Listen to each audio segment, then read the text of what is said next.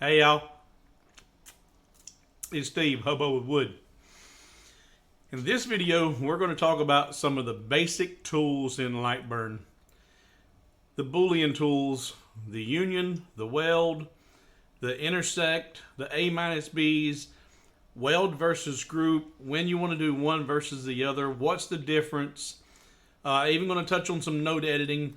A lot of things in this video you're going to need to have a real grasp of in order to fully comprehend and be able to work with the next video, which we're going to work with designing Greek and Roman borders. So hang around. This is going to be a good one.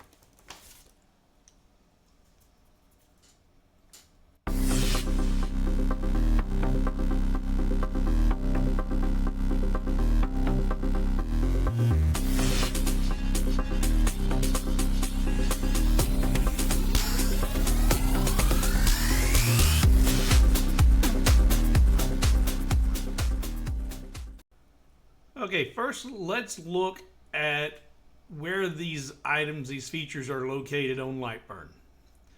Up here in our top menu, you have your group and your ungroup. And right now they are grayed out because there is nothing on the workbed. If we just draw out a couple of primitives here, a rectangle, an ellipse, and let's draw a polygon too. Now we have three items on the workbed. And if you select any one of those, group and ungroup still remains grayed out because you're only selecting one item. If you select one or more, or two or more items, now you have your option to group. You can group this selection. And when you do so, if you look right down here at the bottom, it tells you currently you have three objects in this selection. If you group everything, that changes to one object. The computer now recognizes these three individual pieces as one object, and you can move those objects around as a group. You can hold your control button and scale these as a group. You're going to scale them uniformly. If you didn't hold your control button, you are still scrolling these, or not scrolling, scaling these uniformly. There, that's not. But you're going to change all three objects in the same ratio, the same manner. Whether you elongate all of them, shrink them all down, or enlarge and shrink them. They're all moving uniformly. They're all moving in like manner. There we go. Now you ungroup them and you're back to individual pieces again. That's what happens when you group a selection of three individual pieces. Now, if we take, I'm just going to delete all these. I'm going to draw three more primitives on here. Don't know why I want to delete those. I'm just starting fresh. So no one says, well, that's a result of... No, it's not. Okay, so we got three individual pieces again. And if we take all of these, and we now have the ability over here to weld those three pieces. You can weld these together. You see down here we have three objects. Now if we weld them, it converted it to one object. Now it looks like all of this is the same because we're scaling them just like we did when they were grouped. We can stretch all of them. They're moving together. Here's the difference.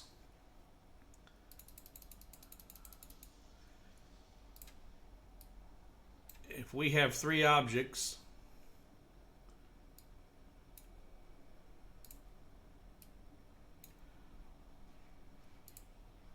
and I'm going to put these in line mode. Just makes this easier to see. If we have three objects and they are now overlapping, we can grab these three and we can group them And you see there's the square, there's the polygon, and there's the ellipse. Control, and we still scale them, but we have 3 individual objects. And if I try to select just this rectangle, I'm getting everything because it's all grouped. We ungroup those, select just the rectangle, and we get just the rectangle. Just the polygon. Come on. You can get each individual item. Now, if you grab all of those and use the weld feature, watch what happens. You no longer have 3 individual shapes there. You have one shape. You can no longer select just the rectangle. So there's the difference between group and weld. Does that help anybody? All right, now let's look at these other Boolean options down here. Let's just delete this. And we're going to draw some more shapes.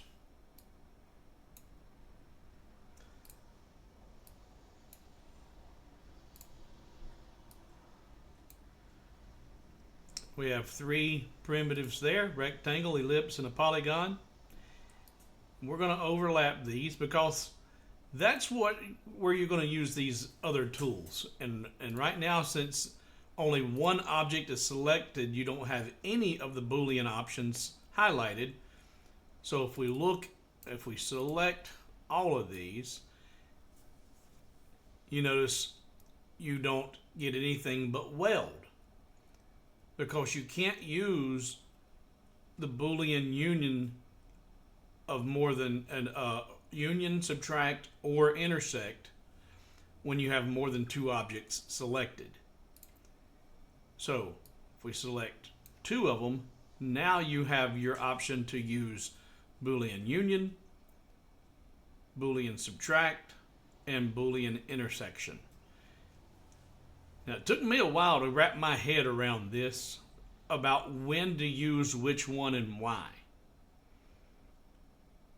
And I'm going to explain this to you, and then I'm going to show you an option that will help you get to where I have gotten after about 4 months of playing with this. As I've said many times, when you're working in Lightburn, priority matters. Priority matters.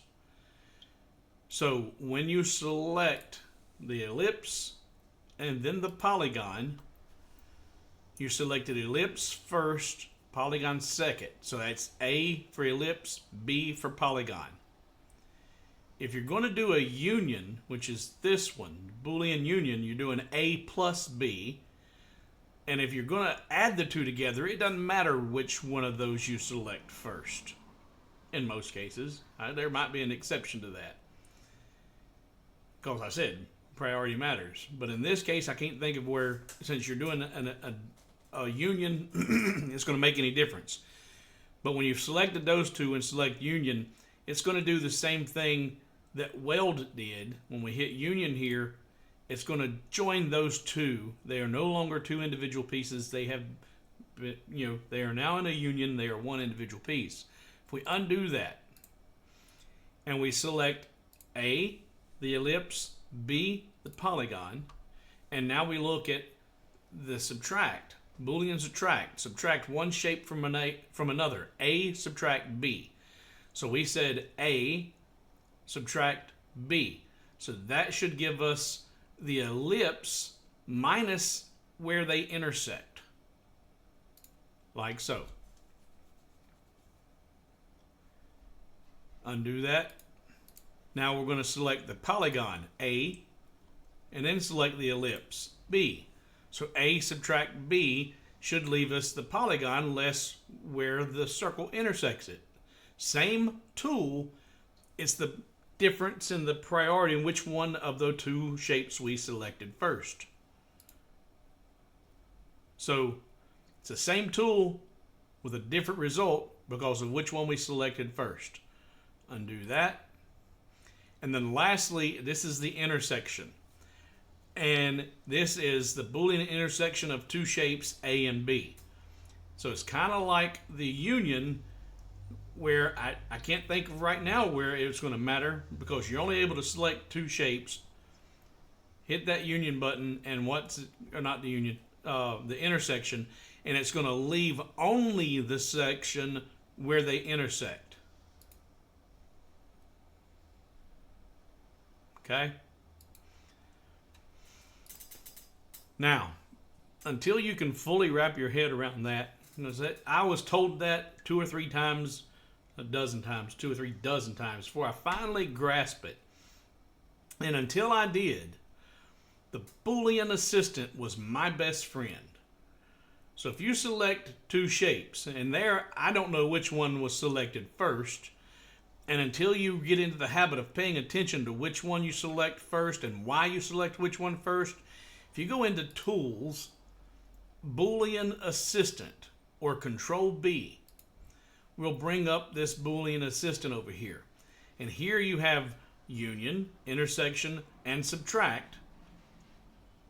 The same 3 that you have over here, they're in a different order. Union is first, intersection's down here, and then the subtraction. But this gives you the ability to look at subtract, or A subtract B, or B subtract A. And you can see a preview of each of these by simply rolling over each one of those tools.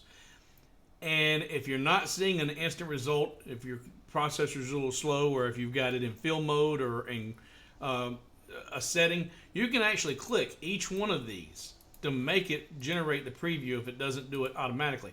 And you will not have created a permanent intersection, union, or subtraction until you say OK. Once you find the desired result that you're looking for, then you can come down here and tell it OK, and there is your Boolean selection.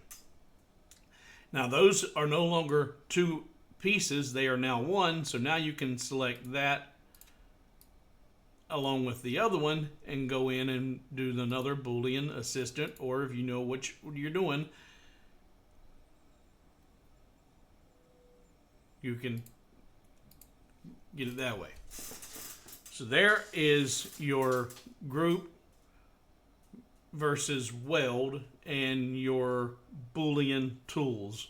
What they do and why they do what they do when they do what they do. You with me? All right. Now we'll look at some node editing.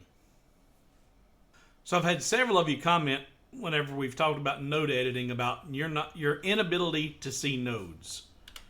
So let's start fresh again, so we're not confusing anything from previous changes or edits that were made. We put in three primitives out there. We got the rectangle, the ellipse, and the polygon. Now, I want to go into node editing. Well, we select these, and we look at node editing. We don't see any nodes. Let's look at the polygon. No nodes. Circle. No nodes. Why can't I see my nodes? You cannot see nodes on a primitive shape. A primitive shape is any of these shapes that you can draw without having done any changes or alterations to it.